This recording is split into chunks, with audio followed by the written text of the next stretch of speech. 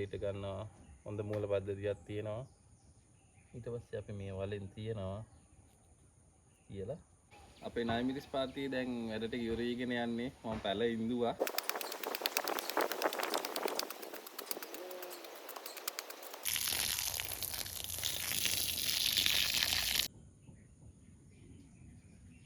ආයාලුවනේ නායමිරිස් වගාවක් අලුතෙන් පටන් ගන්න හදන්නේ මම මේ සැරේ.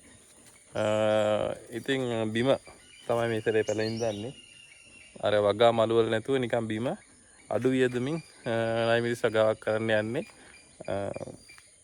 ඒ කියන්නේ රසායනික පොහොරත් අඩුවෙන් දාලා වියදම භාගයකට භාගයක්ම අඩු වෙන විදිහට මේ සැරේ වගාව පටන් ගන්න යන්නේ. අඩු වියදමින් වැඩි අස්වැන්නක් ගන්න පුළුවන් ක්‍රමයක් ඔයාලටත් බලා ගන්න පුළුවන්. ඉතින් වීඩියෝ ටිකත් එක දිගටම රැඳිලා ඉන්න. ඉතලම මේ ස්ථානය අපි සුද්ධ කරගෙන ඉන්න ඕන. වගාව ආරම්භ කරන ස්ථානය. හරි එහෙනම් අපි සුද්ධ කරගෙන ඉමු. ඔය තියෙන්නේ මෙතන තියෙනවා. දැන්ටත් මේ කතර මුරුංග ගහක් තියෙනවා. ඒව නම් අපි හැම තියෙන්න දෙනවා. ඒ වගේ මේ කරවිල වැල් තියෙනවා. මෙතන මේ මෑකරල් තිබිච්ච මැස්සක්. ඒ වගේ මේ ටිකේ වම්බුවට ඉඳලා තිබ්බේ. දැන් නම් ඒව නෑ. ඉතින් එහා පැත්තේ නායමිරිස් වගේකුත් තියෙනවා. ඒ නායමිරිස් ගස් ටික නම් මන් තියෙන්න දෙනවා. මොකද දැන්ට කරල් හැදෙනවා හොඳට ඒ වගේ. අපි එහෙනම් මෙතන සුද්ධ කරගෙන ඉමු.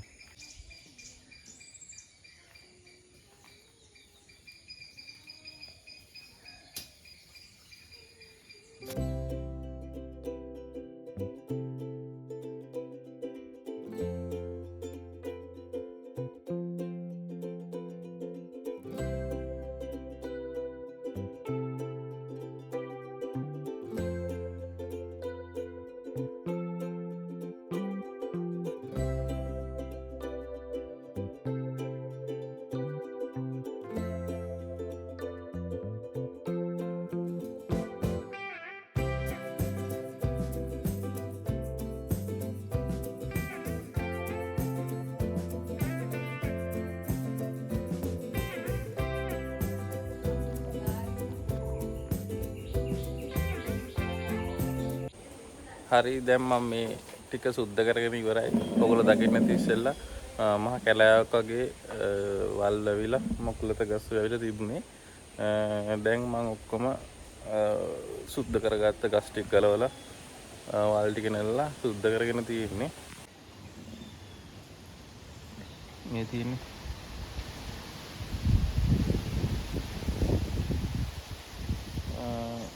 ඉතින් මෙන්න මේ දාස් පැල මම ඉතුරු කරගෙන තියෙනවා. මේ හැමතැනම වගේ තියෙනවා මේ. අර එතකොට මේ ඒ දාස් වලින් අපිට ලොකු ප්‍රයෝජනයක් තියෙනවා මේ නායමිරිස් වගේ වගාවක් කරද්දී. ඒ දාස් ගස් තියෙනවා. දාස් ගස් වල ඒ තියෙන 아무තු සුවඳට කෘමීන් එන්නේ නැහැ අපේ වගාවට. ලෙඩ රෝග ගොඩක් අඩු වෙනවා. කෘමීන් ඉතාලම ඒ වලට ඒ කියන්නේ අප්‍රිය ජනකයි. يعني ප්‍රිය කරන්නේ නැහැ ඒවට. ඒ නිසා කෘමීන් ආකර්ෂණය වීම ඉතාම අඩුයි මේ දාස් අපේ වගාව මැද හරි වටේට හරි ඉඳලා තියෙනවා නම් ඇත්තටම මගේ මොකද මට එහෙම අත්දැකීම් තියෙනවා. මම කලින් වගාවක් කළා. මම දාස් සින්දුව මට කලින් එක්කෙනෙක් කියපු දෙයක් නිසා වගාව වටේටම ඉතින් ගොඩාක්ම ලෙඩ රෝග අඩු වුණා. කෘමිනාශක ගැව්වෙම නැති තරම්. ඒ නිසා මම මේ වගාවෙත් එහෙම කරනවා. හරි දැන් මට තියෙන්නේ මෙතන මේ පාති ටික දැන් කොටා ගන්න. කොටන්න කියලා එහෙම ලොකු අවස්ථාවක් නැහැ. මොකද කලින් අපි එළවලු ඉඳපු තරම් නිසා පස ඉතාලම බොරු. මම ඉතින් අර කොටන්න ටිකක් අවශ්‍ය නිසා උදැල්ලෙන් පොඩ්ඩක් යටට කොටා ගන්නවා. කොටාගෙන පාතිරිය පොඩ්ඩක් සකස් කරගෙන ඊට පස්සේ අපි මේ වටේ වැට පොඩ්ඩක් යවිලා තියෙනවා. ඉතින් ඒක වැට පෑහ ගන්න ඕන. ඊට පස්සේ වටේට සාරිය හද ගන්න ඕන. බලමු ඉතින් අපේ ඉතිරි වැඩ කටයුතු ටික කොහොමද වෙන්නේ කියලා.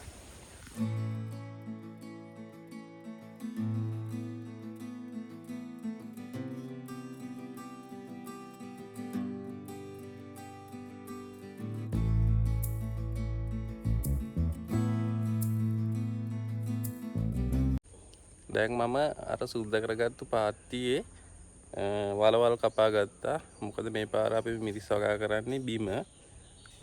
ඉතින් පාති 3ක් තියෙනවා. තුනේම මම වරවල් කපාගත්තා. සාමාන්‍යයෙන් අඩිය වගේ වරවල් කපාගෙන තියෙන්නේ. පාත්තියත් චරටම කොටලා තියෙන්නේ. ඉතින් දැන් මට තියෙන්නේ මේ වලවල් වලට පොහොර එකතු කරගන්න. ඒ කියන්නේ කාබනික පොහොර දාන්නේ මං කොම්පෝස් පොහොර, කුකුල් පොහොර කවලම් කරලා හදාගත්තු මිශ්‍රණයක් මම ළඟ තියෙනවා. ඒකෙන් කිලෝ එකක් විතර දානවා. දාලා ඒවත් එක්ක මේ වලේ තියෙන පස් කවලම් කරගන්නවා. කවලම් කරගෙන ඒකේ තමයි ඉඳන්නේ ආජීවානුහරණය සඳහා මම ඉස්සෙල්ලම මේ සුද්ධ කරගත්ත පාත්ති උඩින් පොල් අතු ගොඩ ගහලා පාත්ති ගිනි තියාගත්තා. ඊට පස්සේ නැවත වැස්ස ආපු නිසා මම දැන් මේ වලවල් කෝරපස් දාලා හදාගෙන ඊට පස්සේ නැවත කැප්ටන් යොදා ගන්නවා. මොකද අර වර්ෂාවත් එක්ක දිගිරා ආයෙ එන්න පුළුවන් නිසා කැප්ටන් යොදාගෙන ඒවයි තමයි පැල සිටුවීම කරන්නේ. එහෙනම් බලමු අපේ ඉතුරු වැඩ ටික කොහොමද වෙන්නේ කියලා.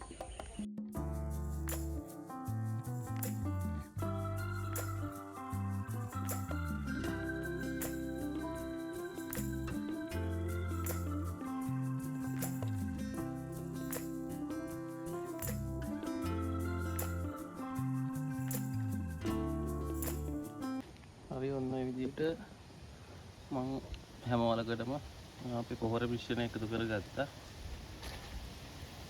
දැන් මේ පස්වල තියෙන කැට ටික කඩලා අතින් අපි වලවල් හදා ගන්නවා හොඳට.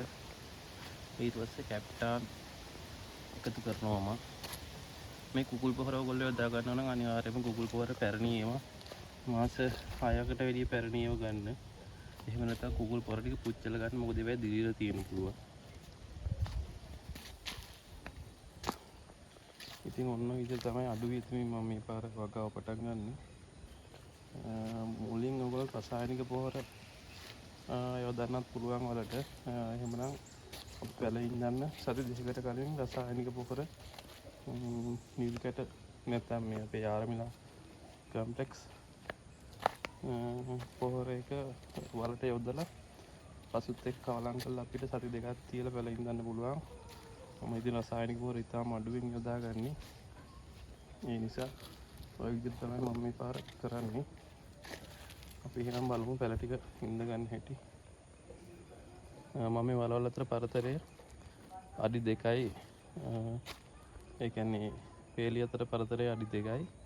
පැල දෙකක් අතර පරතරය අඩි 3ක් තියාගෙන තියෙනවා. මේ සැරේ කියන්නේ පාත් ඊට දින විදිහට මම තියාගෙන තියෙනවා.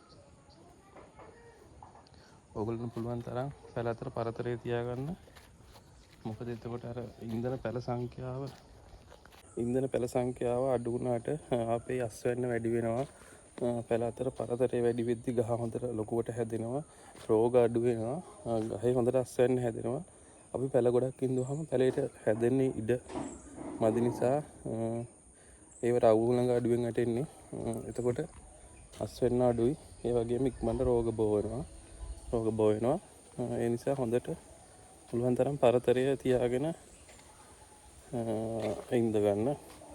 අපි වගා මළු වල වගා කරත් පරතරය තමයි තා වැදගත්, පැල ගන්න නෙමෙයි. යාළුවෝ ඉතින් අපේ ණය මිරිස් පාර්ටිය දැන් වැඩට ඉවරීගෙන යන්නේ. මම පැල ඉඳුවා. ඒටි වීඩියෝ කරේ නෑ. ඔයාලට බලන්න මම පැල දෙකක් ඉතුරු කරගත්තා. ඉතින් මෙන්න මේ වගේ හොඳට වර්ධනීය වුණ ණය මිරිස් පැල තමයි අපි මේ ඉන්දන්න ගන්නෙ. දැන් මේ පැලේ දැක්ක නේද? කොළ තියෙනවා 1 2 3 4 5 6 7ක් 8ක් විතර තියෙනවා. හොඳට වර්ධනය වෙලා කොළ පැහැයෙන් තියෙන ණය මිරිස් ගස් පැල තමයි අපි ඉඳන්නේ. මොකද පොඩි පැල ඉඳුවොත් වර්ෂාව වැඩි වුණොත් තැම්බිලා යන්න පුළුවන්. බිමනේ ඉඳන්නේ. ඒ නිසා ඉතින් වැඩි දුර විස්තර ඕන නම් මම කලින් වීඩියෝ එකක් දාලා ඇති. පැල හදා ගන්න හැටි, පැල ඉඳ ගන්න හැටි ඔක්කොම මම කලින් වීඩියෝ දාලා ඇති. මම මේ වගාව කරන්නේ ඉතාමත් සරල විදියට. ඉතින් මෙන්න මේ විදිහට මම පොවර්පස් දාලා මේ වලවල් ටික හදාගෙන තියෙනවා ඉස්සෙල්ලා. පොවර්පසුත් එක කවලම් කරලා කුකුල් පොවර, කොම්පෝස් ඒ ඔක්කොම දාලා කවලම් කරලා මේ වල හදාගෙන තියෙනවා.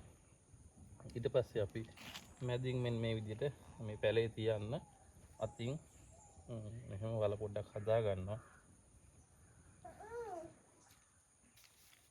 ඊට පස්සේ අපි මේ විදිහට මුල් කැඩෙන්නේ නැති වෙන පරිස්සමෙන් මේ පැලේ ඔන්නෝම එළියට ගන්නවා. හොඳ මූල පද්ධතියක් තියෙනවා.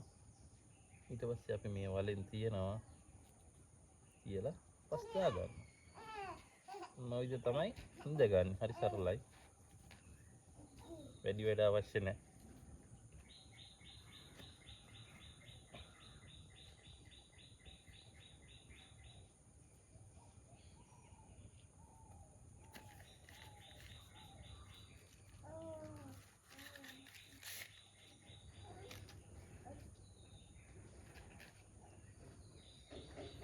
මේ ස්කොච් බොනට් ඩාර්ක් ග්‍රීන් කියන වර්ගයේ පැල දින 45ක් 60ක් විතර ඇති මේ පැලවලට පොහොර යොදලා හොඳට හදාගෙන තියෙනවා මම පැල ටික. ඊට අමතරව ඔයගොල්ලෝ දැන් බලද්දි මම මේ කර 10 දැම්මේ නැත්නම් මොකද කියලා කර 10 තියෙනවා මේ පාත් වල. මම කලින් වගාවට කර 10 දාපුව ගමන් දෙකක් විතර කර 10 දැම්මා. ඒව තියෙන නිසා කර 10 වැඩුණොත් අවුලනේ. ඉතින් මම මේ පාර කර 10 දැම්මේ නැහැ. කුකුල් පොහොර, කොම්පෝස්ට් පොහොර ඒව කවලම් කරලා ගත්තේ. ඉතින් අපිට තියෙන දේවල් වලින් වගාව කරගන්න පුළුවන්. දැන් කාට හරි කුකුල් පොහොර නැති කෙනෙක් ඉන්නවා නම් ගොම පොහොර යොදා ගන්න. නැත්නම් කොම්පෝස්ට් වල විතරක් හරි ඉඳ ගන්න. මොකද අපි පස්සේ රසායනික පොහොර යොදන නිසා ඒක ඉතර අවුලක් වෙන්නේ නැහැ. තියෙන දේවල් වලින් කරගන්න පුළුවන්. ඔන්න විදිහට මම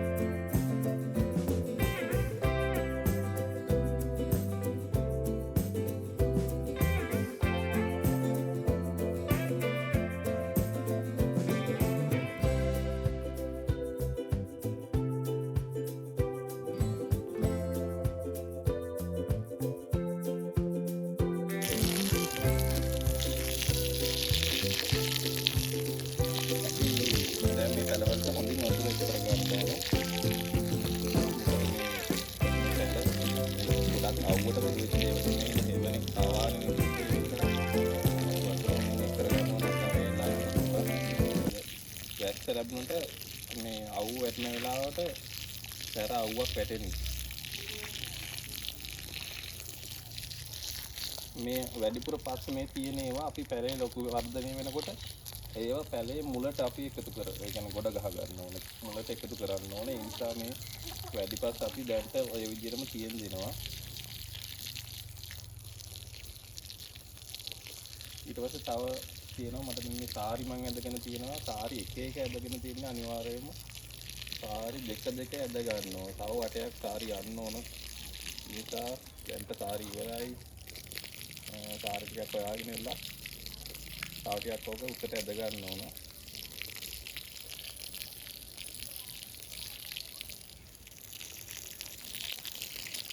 හරි එහෙනම් ඔන්න ඔය විදිහට තමයි සරලවම ණය මිරිස් වගාවක් කරගන්නේ වැඩි වැඩ නැතුව රසායනික පොහොර ඉතාමත් අඩුවෙන් යොදලා මේ විදිහට අපිට බිම වගාවක් කරගන්න පුළුවන්. වගා මළු අවශ්‍ය වෙන්නේ නැහැ. ඉතින් මේ ගොඩක් වැදගත් දෙයක් තමයි මේ පැල අතර පරතරය නිවැරදි පරතරය අනිවාර්යෙන් තියාගන්න. මොකද මේ පරතරය අඩු වුණොත් මොකද මට එහෙම කලින් වෙලා තියෙනවා පැල විශාල ප්‍රමාණයක ඉඳ ගන්න අවශ්‍ය නිසා අපි කරන්නේ පැල ලං කරනවා. ඊට පස්සේ පැල වර්ධනය වෙද්දී ඒවට හැදෙන්න ඉඩ නැහැ. ගස් අස්සේ ගස් යනවා, කොළ අස්සේ කොළ යනවා. ඊට පස්සේ එක එක විවිධ ජාති සත්තු බෝ වෙනවා. කොණ්ඩාව් වෙනවා, කූඹි වෙනවා, සුදු මැස්සෝ, කූඹිත්ත ඔය හැම සතාම එනවා මේ බේජ් යවුර වදින්නෙත් නෑ මේ එකට එකක් ගස් මේ වෙලා තියෙන්නේ. දැන් මෙහෙම ඈතින් ඉඳුවාම ගහ හොඳින් වර්ධනය වෙන ඉඩ තියෙනවා. ඊට පස්සේ අපි බේජ් මොනවා හරි ගැහුවොත් ඒව ගහට හොඳින් වදිනවා. ඒ නිසා ලෙඩ රෝග ඉතාම 70%කට වැඩි අඩු වෙනවා. ඉතින් ඒක ඉතාම වැදගත් දෙයක්. ඒක තමයි ඔයගොල්ලෝ කියන්නේ මම ඉස්සරහට මේකට පොවර දාන විදිහෙම වීඩියෝ තව ඔයගොල්ලන්ට මොනවා හරි වෙනස්කම් කරොත් අරගෙන එන්නම් වීඩියෝ. මොනවා හරි ප්‍රශ්නයක් තියෙනම් කමෙන්ට් එකක් දාන්න. මම කලින් වීඩියෝ දාලා ඉතින් මීට අතරේ පැහැදිලිවම ණය මිරිස් වගාවක් කරගන්න විදිය, වගා මළු වල ඉඳ ගන්න විදිය, පස් සකස ගැනීම, ඒ වගේ දේවල්. ඉතින් මේකටත් මේ මම ජීවාණුහරණයට මම මේ පාත්‍ය සුද්ධ කරලා මේක උඩින් පොල් අතු දාලා පාත්‍ය ගිනි තියාගත්තා. ඊට පස්සේ මේ වලවල් වලට මම කැප්ටන් දාගත්තා. මට වීඩියෝ කරගන්න උන්නේ නැහැ. ඉතින් ඇත්තටම කාර්ය බහුල වැඩි නිසා උදේට චූටි වැඩ පොඩ කරලා ඒ විදිහට තමයි මේක ඉවර කරගත්තේ. හරි එහෙනම් නැවතත් අලුත් වීඩියෝයක් අරගෙන එනකම් අදට අපි ගිහිල්ලා එන්නම්.